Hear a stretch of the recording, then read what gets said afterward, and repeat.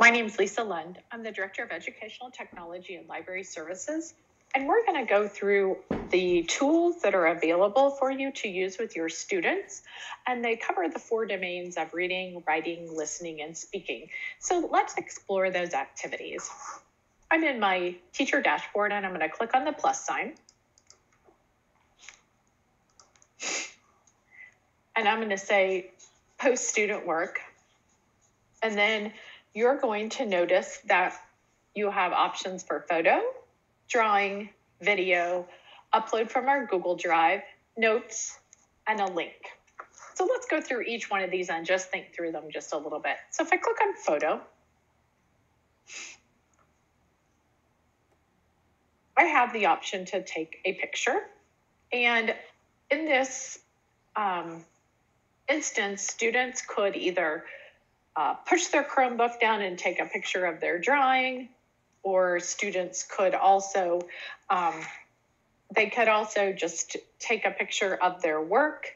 They could hold it up, a book, to take a picture of it. So lots of different ways that I can do that. So I'm just going to click up a really quick picture here. And then if I've asked them to complete a picture, they also have the ability to do text.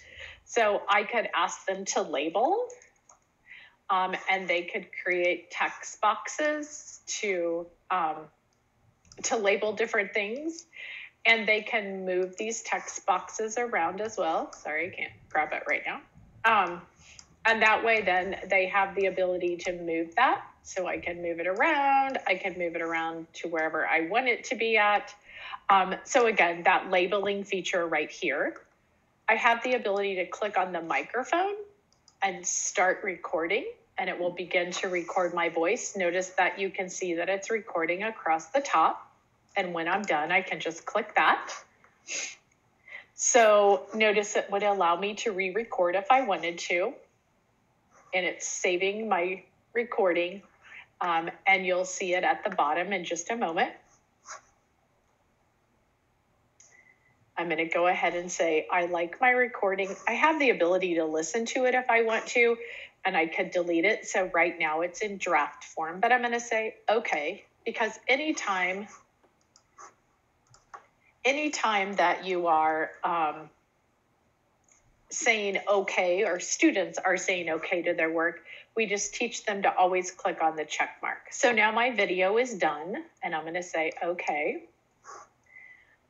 And then I can have all students watch this, or if I was the student, I would just turn in my work here. So I'm going to say, okay. And give it a little bit of a second to do that. As we know, internet's sometimes slow. So I'm uploading that as if I was the student, obviously the sample student. So this is going to go to the teacher dashboard. And you can see that I've turned in my assignment. Let's click back up here to the plus sign again. Post student work. And I have the ability to do drawing. And I know this is a little more difficult with a Chromebook, but we know that there are a lot of iPads and touchscreen Chromebooks out there, so students can actually do a drawing. So if I click on that, I have the ability to choose something down below, and I could choose a different color, and then I could write,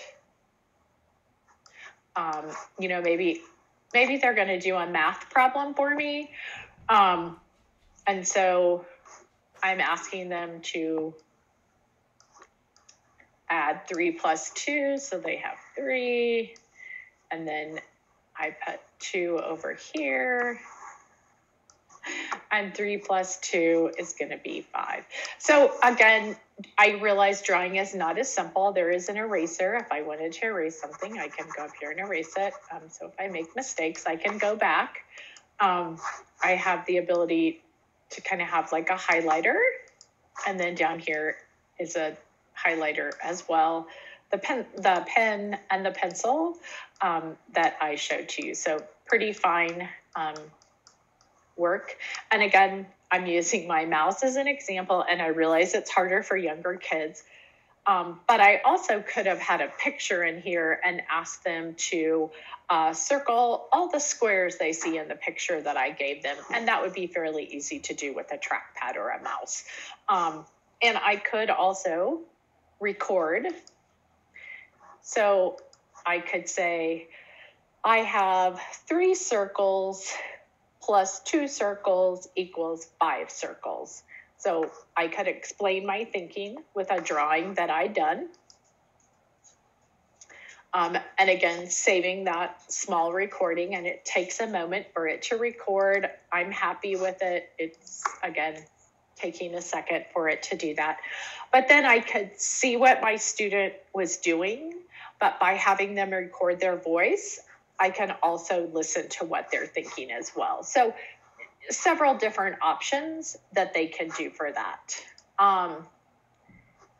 And I could duplicate the page as well. Not sure why I would do it, but if this is a math lesson, I might add another page and the student might keep going with more examples.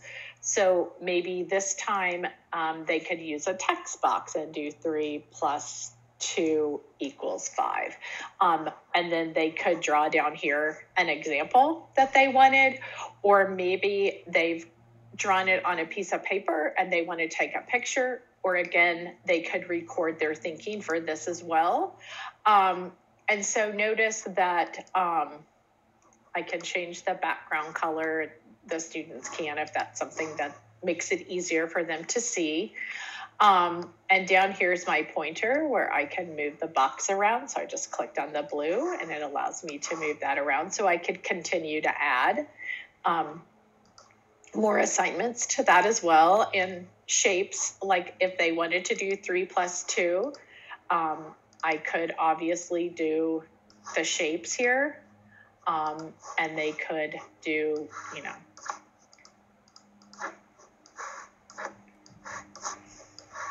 and then I could explain my thinking. 3 hearts plus 2 stars equals 5 shapes, or whatever that you wanted to do here. So again, I have that ability to continue my assignment down the side by continuing to add additional pages. So either you as the teacher could be doing this. I'm kind of doing it from a little bit of a student perspective so that you see the kids have the ability to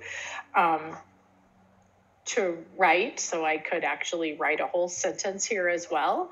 I could, you know, explain my thinking through writing a sentence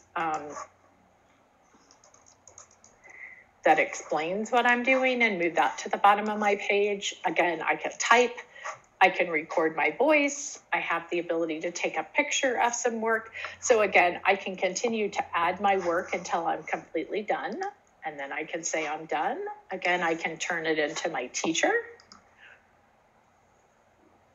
And you have the ability to have pictures in there as well. This is just a sample classroom that I play around with a little bit when I'm doing professional learning. So again, that assignment is uploading. And as you can see, it's right there and ready to go. And I know it's more than one page because I have the arrows to go back and forth to look at the student's work. I'm going to go one more time into our post-student work. I have the video recording, so again, voice, and I can use this.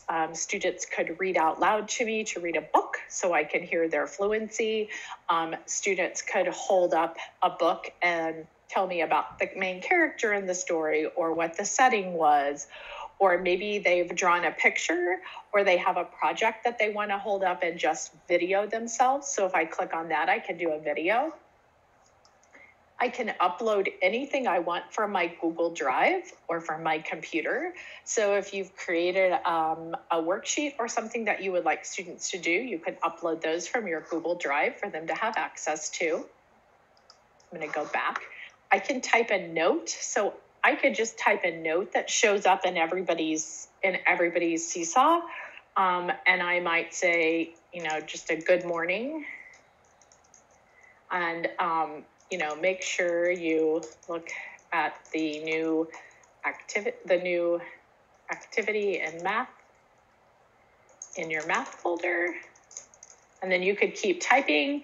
And then that would then be created. And the really nice thing is I can also record my voice in here. So for students who are struggling with reading, they have the ability to listen to me as well. I'm just going to go ahead and turn it in, say that I am done with it. And again, I'm going to give it to all my students, and I'm going to click that, and all my students will have that in their folder. And they will have that assignment that will be ready for them to do. So I'll know that all students are going to do that. Let's go back in one more time. And I can post a link. So I could paste just to my students some type of YouTube video here, and whatever the link is. I'm just going to put dpsk12.org in there. And then I'm going to share that link with my students. And so hang on here, and this will go into my classroom, and I'm working in that one class. So notice here it is. So I could put a caption underneath this, like watch this video. I could type under here, you know, like watch the video, and then whatever you want them to do. Again, the nice thing about that is I can also record those same directions to students. Again, they can hear my voice. I'm going to say I'm done. I'm going to give it to all my students in my class. And I can go through and pick students. I could say, I only want to assign this to these 4 students in my class. I might make a copy of that assignment and do it for other students in my classroom for differentiation. So I'm just assigning that to 4 kids in my class right now. And then it's going to upload again to my stream because I'm a sample student there, and I'll be able to see that. So as a student, I have the ability to go in there and make copies and do things like that. I'm currently in my I'm in my teacher role here.